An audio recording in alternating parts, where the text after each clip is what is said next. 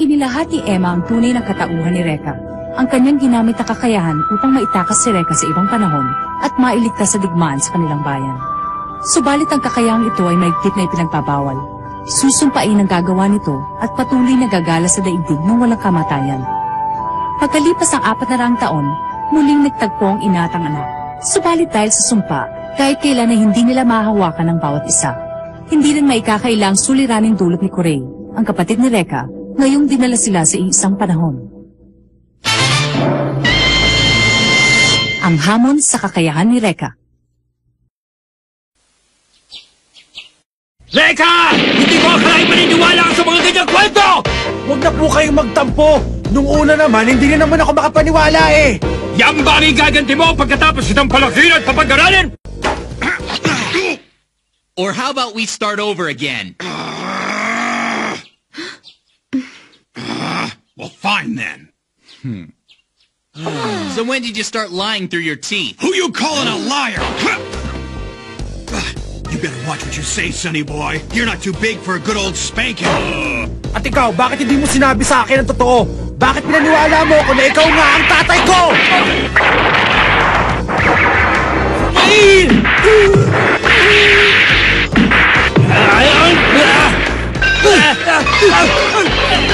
Wala naman talagang patutungan itong away na to eh. Correct ka dyan.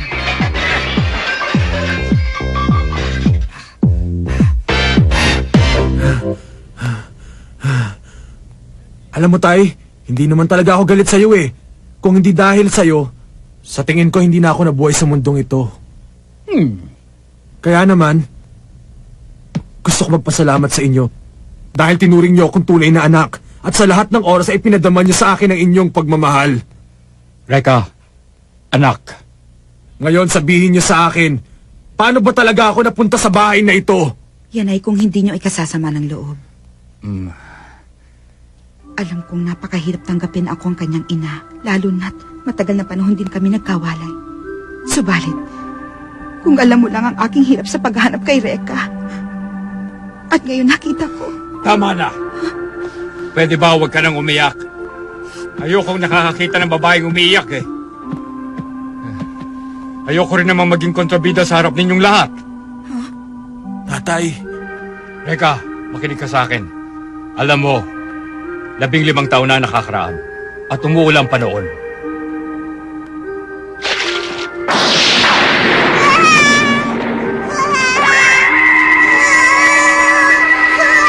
Ha? Ha? Ano ba ito? Isang sanggol. Saan ka ba naman nanggaling? Na mahulog ka sa aking mga kamay. Ang pangalang Reka ay nakasulsi sa iyong kasuotan.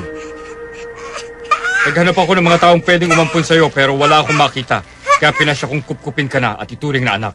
Alam mo ba na para kang bagyo na dumating sa buhay ng binatang ito? Anong binata? Hindi ba ang sabi niyo sa amin matagal nang patay ang asawa ninyo? Oo nga pala, sino naman yung babae na sinabi mong nanay ko na nandyan sa litrato? Yan babae yan. Yan ang paborito kong artista dati. Naku po! Hindi ba lang nahulaan ni Reka na artista ang babaeng yan sa pelikula? Ang galing ko talaga! Yeah! Ano ba yan? Oo nga. Ay, Nay, alam mo na ngayon ang hirap na pinagdaanan ko sa taong yan. Oo, natutuwa ko't naging mabuti siyang ama. Sabi na sa'yo, may appeal pa rin ang tatay mo. Kayo rin pala kayo. Sa totoo lang, napakababaw naman pala ng nanay mo eh. Bagay nga sila ng tatay mo. Oo nga. Ay, di bali na nga. Alam nyo, pinapunta ko kayo dito dahil may importante akong sasabihin sa inyo. Ngayong bakasyon, pupunta ako sa bundok dahil gusto kong sanayin ang sarili ko. Ha? Nasisiraan ka na ba? Siguro nga, dahil gusto kong ulit makalaban si Corey. Pero kuya, sa susunod papatayin ka na niya.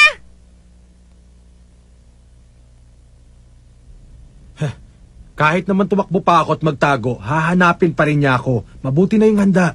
At isa pa, marami din silang hawak ng mga mahiwagang sandata at sagradong pergamino na dapat ay pinoprotektahan ko, hindi ba? Kailangan ko matalo si Corey at mabawi ang lahat ng yun. At saka baka may mahanap din akong solusyon sa problema namin ng nanay ko. Gawin mo ang dapat mong gawin. kailangan mong tapusin ang iyong mga tungkulin, Reka. Salamat, Tay. At habang wala ka, huwag kang mag-alala sa nanay mo. Pwede siyang tumira dito hanggat gusto niya. Ano bang mga kinahihiligan mong gawin? Mahilig akong mamana at gumawa ng tsaa. Huwag mong pormahan ang nanay ko!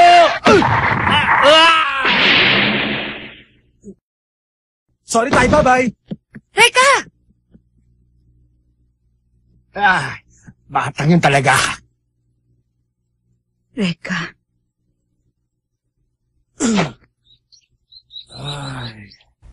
Simulan na natin. Prinsesa.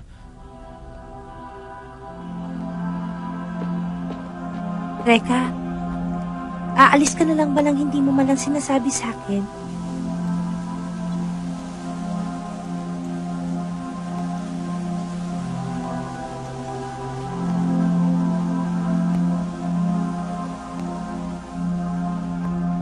Sorry, Dahil ba delikado? Sorry talaga. Reka Hanabishi! Inuutos ko sa'yo!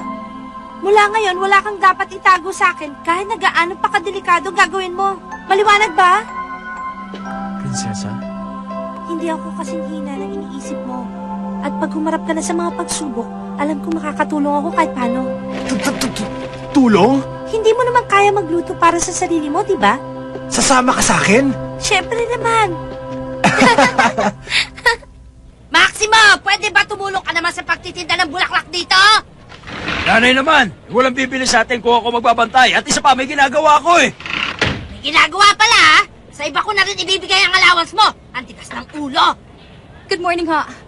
Ah, kayo pala, nasa Tasha. Pwede ba, kutusan nyo na lang para sa akin? Kakainis.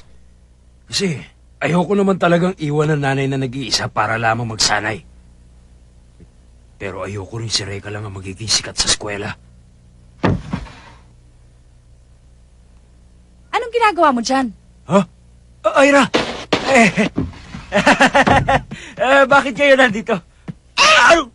Inaano ba kita, Lola? Sabi ng nanay mo, kutusan daw kita eh. Max, saan ka ba pupunta para magsanay? Hindi ko alam ang sinasabi mo, Ira. Hindi ka magaling na artista. Heto, Ano yan? Regalo para sa akin? Ang bigat! Buti nga. Ba, ito yung Kuchibasyo at Onis Chumi. ang kutsibasyo ay may huwagang sandata na mas mahusay pa sa kadelang karet. Kayang-kaya nito gawin ang anumang bagay na iuutos mula dito. Ang honest chumi naman ay may 5 talim na parang kuko. At sa kamay na isang dalubhasa, kayang-kaya nitong tapatan ang lakas ng Kugan Angki. Nagpunta ako kay na Mr. Suko para tingnan ang tungkol dito. At nalaman ko na totoong sandata ng Hokage ang mga ito. Alam ko na. Gusto mo magsanay gamit ang mga sandatang to, hindi ba? May pag-asa ka pa pala. Makinig ka, Max. Kilala tayo sa eskwela at alam nila na walang nakakatalo sa ating dalawa. Kaya lang, nang nilabanan natin si Kuro, tinalo niya tayong parang mga baguhan. Napahiya tayo. Alam niya na mas mahina tayo kay Reka. Pero kung gamit natin itong iba pang mahiwagang sandata, maaari tayong maging kasing galing ni Reka. Hindi ko alam kung anong binabalak mo pero iniisip ko, pwede din tayong pumunta sa bundok ngayon at sabay na magsasanay. Tayong dalawa lang sa bundok. Pwede ba magseryoso ka naman? Maganda yan. Hindi ako papayag na maungusan ni Reka sa pakikipaglaban. May pangalan ako sa eskwelahan na pinapangalagaan. Basta, huwag mong hahaluan ng kalokohan. Seryoso ako! Si Max Tomo lang pupulpo sa pagmumukha ng kuray na yan. May iba ang tingin mo sa akin, Ira. Tama. Ay, nagkamali yata ako.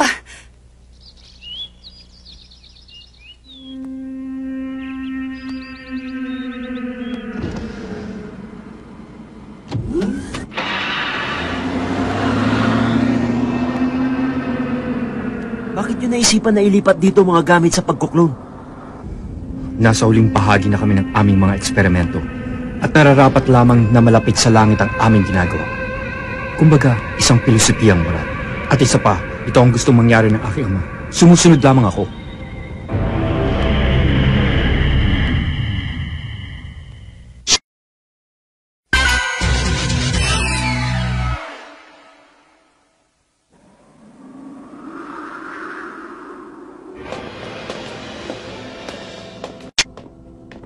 Ito ang aming cryogenic preservation systems.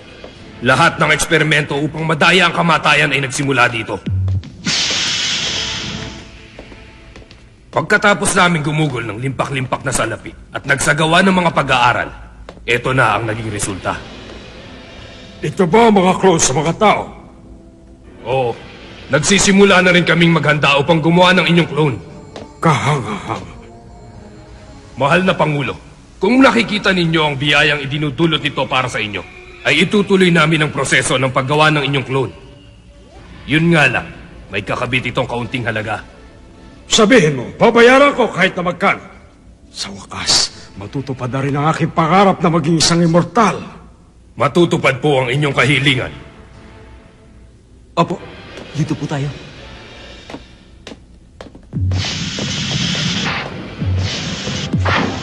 Ang tao nga naman, kahit na siya pa ang presidente ng pinakamakapangyarihang bansa, para pa rin siyang bata. Kahit na nagtagumpay kami sa paggawa ng mga taong clones, ibang-iba naman ang personalidad nila sa kanilang pinanggalingan. Sila ay mga mamahaling manikin lamang. Mr. Mori, may bisita kayo, ang anak nyo. Si Kurei? Anong kailangan mo sa akin, Kurei? Binigo mo ako. Nagpapasok ka na ng estranghero sa aking palasyo. Pinakawalan mo pa ang babaeng manggagamot. Alam ko na kayang-kaya mo silang ubusin kung gugustuhin mo. Pero hindi mo ginawa. Huwag mong sabihing pagtataksilan mo na ang taong kumalinga sa'yo noon. Huwag ka mag-alala, ama ko. Kaya kong ibalik sa iyo ang babaeng yon. Sa ngayon, may malaki akong binabalak. Maaari bang tignan nyo ito? Ang nakatagong kasulatan ng mga Hokage. May sunog ang bahaging ito. Nitong mga nakaraang araw ay may nakalaban ako. Isa rin siyang Flame Master na nagngangalang Reka Hanabishi. Ang nawawalang bahagi ng kasulatang yan ay nagpakita na lamang kasabay ng apoy. Matagal bago nawala ang apoy, subalit nang mawala ito. Noon lumitaw ang mga mahiwagang salita na yan. Kapag ang tunay na Flame Master ay dumating, ang lahat ng lihim ng mga Hokage ninja ay mabubunyag. Ibig sabihin, mabubunyag lamang ang lihim ng Hokage sa karapat-dapat na Flame Master. Isa lang sa aming dalawa ni Reka ang dapat matira. Ama ko, nais kong kalabanin siya. Sumpay ng Rekang yon. Gagawin kong isang malaking pagdiriwang ang kanyang kamatayan. Ano naman ang gusto mong gawin ko para sa'yo? Ama ko, buhayin mong muli ang Urabuto Satsujin. Ha? Urabuto Satsujin? You want to bring back that bloodbath? It's too brutal. Bueno, kung mabubunyag ang lihim ng Hokage at magbibigay sa akin ng buhay na walang kamatayan, hindi ako tututol. Yan ang nararapat na kanyang libingan.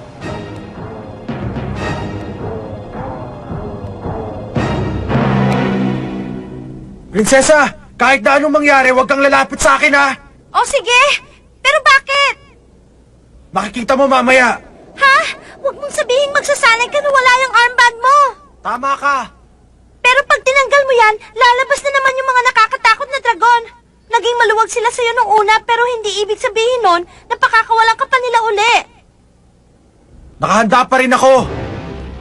Nakita ko ang isa sa mga dragon sa bahay ng aking ina noong isang araw. Ang araw na yon, hindi lang basta apoy ang lumabas sa aking braso.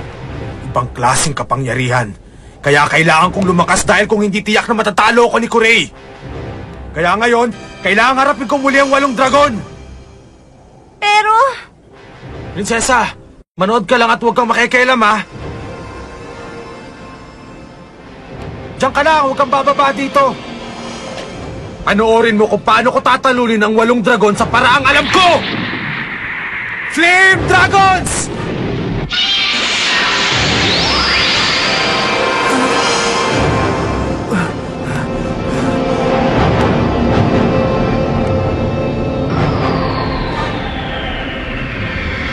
Nakakatakot. Hindi ko sila nakitang ganyan dati.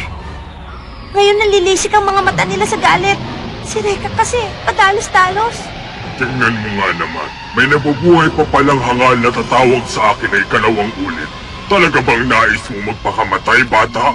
Tama na! Hoy! ikaw na may bigote!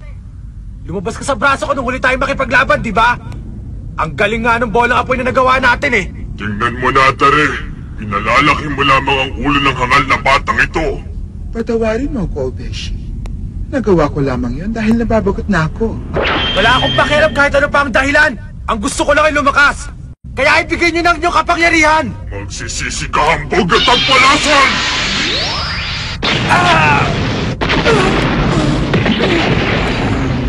Reka! Diyan ka lang! Okay lang ako, prinsesa. Alam kong mahina ka pa rin. Nauunawaan kong pagnanasa mong makamit ang aming kapangyarihan. Subalit hindi namin maaaring ibigay ito dahil hiningi mo lamang. Hindi mo kami alipin.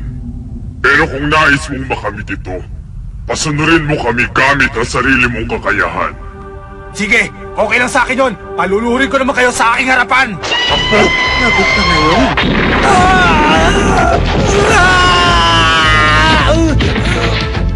Reka! Masyadong mahina. Umalis na tayo dito.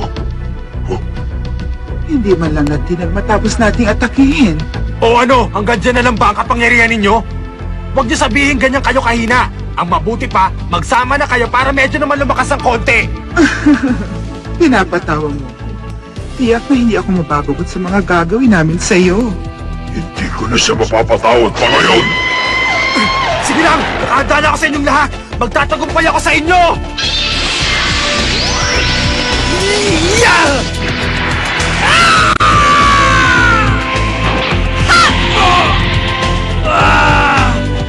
Aray ko naman! Pambihira ka naman, Lyra! Ba't mo naman tinotoo? At bakit hindi ko totohanin? Natatakot ka ba? Gamitin mo talaga ang Kuchibashi para labanan ako. Dahil kung hindi, maiiwan tayong nakatunganga sa laban ni Reka at Tikorey. Nakuha mo ba? Nakuha ko na. Kung yan talaga ang gusto mo, ay paparamdam ko sa'yo ang bangis ng hagupit ng aking pag-ibig!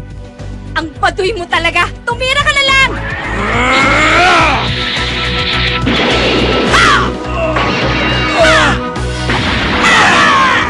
Tama na! Lalakas nga kayo pero bago mangyari yung patay na kayo!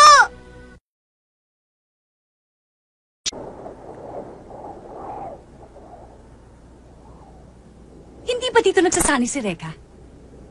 Yun ang sabi niya. Kuya Reka! Wow! Ang cute ng aso! Huwag mong hawakan yan!